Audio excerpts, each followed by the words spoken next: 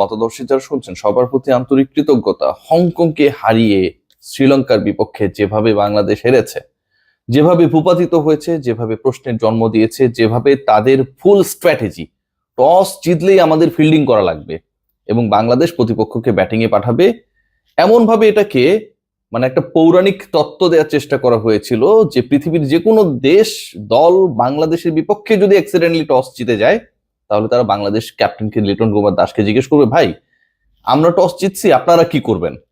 এবং বাংলাদেশ বলবে আমরা ফিল্ডিং করব। এই যে একটা কাল্পনিক ইউটোপিয়ান সিচুয়েশন ক্রিয়েট করা হয়েছিল লাস্ট 3টা টস জয়ের পরে, যেভাবে দুর্বল প্রতিপক্ষের বিপক্ষে বাংলাদেশ আগে ব্যাট করার সাহস পায়নি, করে নাই, সেটা বাস্তবতায় নামিয়ে এনেছে শ্রীলঙ্কা। বাংলাদেশকে উড়িয়ে দিয়েছে, গুড়িয়ে দিয়েছে, 32 বল আগে জয় নিশ্চিত করেছে, পুরো বোলিং অ্যাটাককে তুলোধুনো করেছে এবং বাংলাদেশের ব্যাটিং ডিপার্টমেন্টের খোলসটা ফাইনালি সামনে এসেছে। আফগানিস্তানের বিপক্ষে ডু অর ডাই ম্যাচ আগামীকাল, আপনারা সবাই জানেন। এই ম্যাচে বাংলাদেশকে জিততেই হবে, মানে একদমই জিততে হবে, এর ডানে বামে কোনো আলোচনা হবে না। এবং সেই ম্যাচের আগে অনেকগুলো প্রশ্ন রয়েছে, অনেকগুলো প্রশ্নের উত্তর খোঁজার চেষ্টা করছে বাংলাদেশ। এক এক করে সেই প্রশ্নগুলোর উত্তর খোঁজার চেষ্টা, সেই আলোচনাটা আপনাদের সামনে করতে চাই। 1 নাম্বার হচ্ছে 11-এ কতগুলো পরিবর্তন আসতে পারে। নাম্বার 4-এ যে পজিশনটা রয়েছে তাওহিদ হৃদয়, যেখানে তিনি হ্যাটট্রিক ম্যাচে বিলো 100 স্ট্রাইক রেটে আউট হয়েছেন। 100 কম স্ট্রাইক রেটে আপনি আউট হতেই পারেন বা আপনার ইনিংসটা শেষ করতেই পারেন, সিচুয়েশন ডিমান্ড হলে সেটা হতে পারে।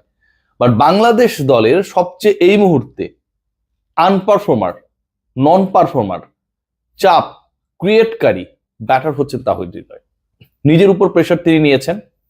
বাংলাদেশ দলের 11-এ তার থাকা নিয়ে এই এশিয়া কাপে শুরু থেকেই যখন প্রশ্ন উঠেছিল, ইভেন নেদারল্যান্ডস সিরিজ যখন চলছিল তখনও যে প্রশ্নটা উঠেছিল, সেই প্রশ্নের ফাইনালি একটা সমাধান হতে যাচ্ছে। যতটুকু শোনা গেছে পরের ম্যাচটায় বাংলাদেশের বাঁচা মরার লড়াইয়ে তাওহিদ হৃদয়কে ছাড়াই 11 করা হবে এবং সেই জায়গাটায় কে খেলবেন সেটা আপনারা সবাই জানেন কম বেশি, সাইফ হাসান। নাম্বার 4-এ একটা বড় পরিবর্তন আসছে, এটা নিয়ে কোনো ডাউট নেই। পেস ডিপার্টমেন্টে তাসকিন আহমেদের সবশেষ পারফরম্যান্স গুলো যদি আপনারা দেখেন, খেয়াল করে দেখুন, নেদারল্যান্ডসের বিপক্ষে 2 ম্যাচ খেলেছিলেন তাসকিন। সেই 2 ম্যাচে তাসকিনের শিকার ছিল 6 উইকেট, একটা ম্যান অফ দ্য ম্যাচ হয়েছিলেন। তার আগের সিরিজে আমরা দেখেছিলাম তাসকিন আহমেদ সেখানটাও 3 দিন 6 উইকেট নিয়েছিলেন। এবং এবারের এশিয়া কাপের প্রথম ম্যাচে হি ওয়াজ বিট কস্টলি, বাট প্রথম ম্যাচটায় 2 উইকেট নিয়েছিলেন। 5 ম্যাচে 14 উইকেট নেয়া তাসকিন, যেই তাসকিন প্রতি 10 বলে একটা করে উইকেট নেন, সেই তাসকিন আহমেদকে জাস্ট হংকং এর বিপক্ষে একটু বেশি রান দিয়েছে দেখে আমরা 11-এ খেলালাম না। খেয়াল করে দেখুন, তাওহিদ হৃদয়কে আমরা খেলিয়েই যাচ্ছি। একসময় নাজমুল হোসেন শান্তকে আমরা ক্যারি করেই যেতাম অফ ফর্মের পরেও, ম্যাচের পর ম্যাচে খারাপ করার পরেও। সেখানটায় 5 ম্যাচে 14 উইকেট নেয়া তাসকিন একটা ম্যাচে ইকোনমিক্যাল ছিলেন না দেখে তাকে মহা গুরুত্বপূর্ণ ম্যাচে এগেনস্ট শ্রীলঙ্কা, যেই ম্যাচটা জিতলে আজকে বাংলাদেশের অবস্থাটা অন্যরকম হতে পারতো, সেখানটায় বাংলাদেশ ম্যানেজমেন্ট লিটন কুমার দাসের দল ড্রপ করেছে। তাসকিন আহমেদকে ড্রপ করার খেসারত বাংলাদেশ দিয়েছে। বাংলাদেশের বোলিং অ্যাটাকটা কেমন ছিল সেটা আপনারা সবাই জানেন।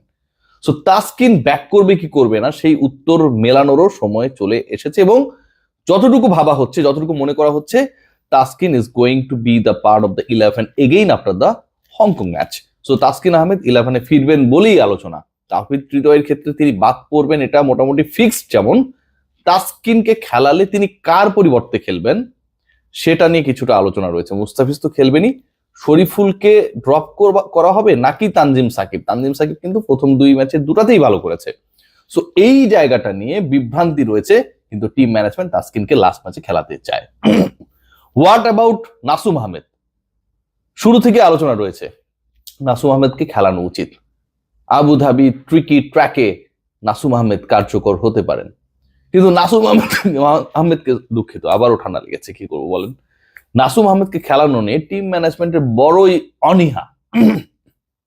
শাক মাহাদি এখন পর্যন্ত কার্যকর হতে পারেন নাই। প্রথম 2 ম্যাচ খেলেছেন, যেই ধরনের পারফরমেন্স ওই মিরপুরের ধান খেতে তিনি করেন, প্রতিপক্ষকে উড়িয়ে গুড়িয়ে দেন, চাপে ফেলেন, ইকোনমিক্যাল থাকেন, মেইডেন নেন, সেই শাক মাহিদিকে আমরা যেভাবে দেখেছি বোলিং এ নির্বিষ, ব্যাটিং এ ফালতু এবং ক্যাচিং এ যাচ্ছে তাই। খেয়াল করে দেখুন বাংলাদেশের ম্যাচটা যেভাবে বাংলাদেশ হারতে পারতো, আরো জঘন্যভাবে হারানোর ক্ষেত্রে শাক মাহাদির ওই ক্যাচিং এবং একই সাথে নাম্বার 5-এ তাকে মানে মেহেদী হাসান মিরাজের রিপ্লেসমেন্ট ভাবা হয় শাক মেহেদীকে। যেই ধরনের ব্যাটিং করেছেন, মানে হাসারাঙ্গা বল করছেন, তিনি আপনার রং ওয়ান করবেন, এই টাইপের বল আসবে এবং এটা খুবই স্বাভাবিক।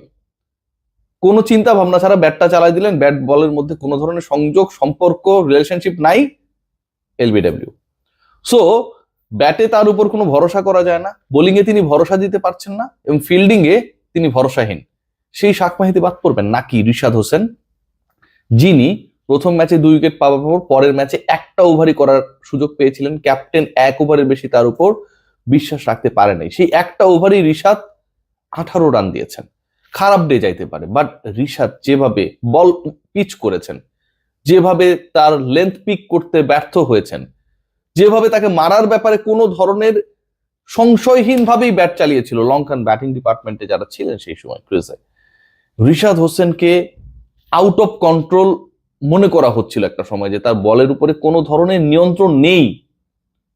যে রিশাদ বিশ্বকাপে বাংলাদেশের জন্য সবশেষ টি-20 ওয়ার্ল্ড কাপে অনেক কার্যকর ছিলেন, হোমে কার্যকর, বাট এখানকার উইকেটে রিশাদ হোসেন সেভাবে কার্যকর হতে পারছেন না। হংকং এর বিপক্ষেও শেষ 2 বলে 2 উইকেট পাওয়ার কারণে ফিগারটা একটু ভালো লেগেছে শ্রীলঙ্কার এগেইনস্টে, হি ওয়াজ এক্সপোজড। সো এই 2 স্পিনারের একজনকে ড্রপ করা হবে। একমাত্র বাঁহাতি অর্থোডক্স যিনি বাংলাদেশের এই মুহূর্তে রয়েছেন নাসুম আহমেদ, এবং নাসুম আহমেদ কিন্তু জাতীয় দলে সবশেষ ম্যাচেস যে 2-1টা খেলেছেন প্রত্যেকটাতেই পারফর্ম করেছেন। মজার ব্যাপার যেটা, তাকে ড্রপ করে রাখা হচ্ছে। He is going to be the part, মানে নাসুমের খেলা নিয়ে কোনো ধরনের লাস্ট ম্যাচে তার ইনক্লুশন নিয়ে কোনো ধরনের ডিবেট নেই, কিন্তু তিনি কার পরিবর্তে খেলবেন, শাক মেহেদী নাকি রিশাদ, এটা নিয়ে বিট অফ ডিসকাশন রয়েছে। আমার যতটুকু মনে হয় নাসুম আহমেদ যেহেতু বাঁহাতি অর্থোডক্স, আবার রিশাদ লেগ স্পিন করেন, সো বল মানে এন্ট্রি করার ডাইরেকশনটা দুজনের ক্ষেত্রেই অলমোস্ট সেম। সো ওই জায়গা থেকে আলটিমেটলি চান্সের জায়গায় no doubt Nasum is going to be the part of the 11 again, like Saif Hasan and Rishad হোসেনকে ড্রপ করার, রিশাদ হোসেনের 11 থেকে বাদ পড়ার চান্সেস আমার কাছে মনে হয় তুলনামূলকভাবে শাক মাহাদির থেকে বেশি। সো ওভারঅল অন্তত 3টা চেঞ্জ নিয়ে বাংলাদেশ দল দে আর নাও থিঙ্কিং, এবং একই সাথে টস ফ্যাক্টর কিন্তু রয়েছে। বাংলাদেশ দল প্রথম ম্যাচে টস জেতার পরে ব্যাটিং করেনি, প্রতিপক্ষকে ব্যাট করতে পাঠিয়েছিল, এবং বাংলাদেশ দল চেস করতে গিয়ে যেই অ্যাপ্রোচ দেখিয়েছিল সেটা কিন্তু কনভিন্সিং ছিল না। মাঝের 32 বলে বাংলাদেশ কোনো বাউন্ডারি মারতে পারে নাই হংকং এর বিপক্ষে, তাদের বোলিং অ্যাটাকের বিপক্ষে। আফগানিস্তান যাদের এগেনস্টে প্রায় 200 রানের কাছাকাছি করেছিল, বাংলাদেশ 7ম থেকে 12তম ওভার পর্যন্ত সেই একই বোলিং অ্যাটাকের বিপক্ষে একই মাঠে একই টাইপের উইকেটে 32 বলে 5.5 ওভারে কোনো বাউন্ডারি মারতে পারেনি। সো চেজিং এ বাংলাদেশ যে খুব মুনশিয়ানার পরিচয় দিয়েছে অন্তত inaugural of their match in Asia Cup, সেটা করতে পারে নাই। আবার প্রথমে ব্যাট করতে নেমে শ্রীলঙ্কার এগেনস্টে যেভাবে চাপে পড়েছে, চাপকে ইনভাইট করেছে, সুযোগ পেয়েও তাদের দুর্বলতা নিয়ে কাজ না করে, সেটাও কিন্তু বাংলাদেশের জন্য একটা বিটার এক্সপিরিয়েন্স হয়ে আছে before Afghanistan match. So overall they are now in a situation, in a tricky situation, what they could do after winning the toss. Loss করলে তো আর কোনো ভয়ের কিছু নাই, প্রতিপক্ষ ইনভাইট করবে আপনাকে ফিল্ডিং বা ব্যাটিং করার জন্য, কিন্তু যদি বাংলাদেশ টসে জেতে তাহলে লিটন কুমার দাস কি করবেন সেটাও এখন একটা অনেক বার্নিং কোয়েশ্চেন। টস জেতার পরে বাংলাদেশ যদি ব্যাটিং করে, আগের ম্যাচের এক্সপিরিয়েন্স বাংলাদেশকে সাহস দিচ্ছে না, বাংলাদেশ যদি বোলিং করে, প্রিভিয়াস সমালোচনা তো থাকবেই যে বাংলাদেশ কেন টস জিতলেই বোলিং করে, একই সাথে সবশেষ ম্যাচে হংকং এর বিপক্ষে যেভাবে বাংলাদেশ চেস করতে গিয়েছিল আগে বোলিং করার পরে, সেটাও কিন্তু কোনোভাবেই কনভিন্সিং ছিল না। সবাই ভালো থাকবেন, let's see what happen, take great care.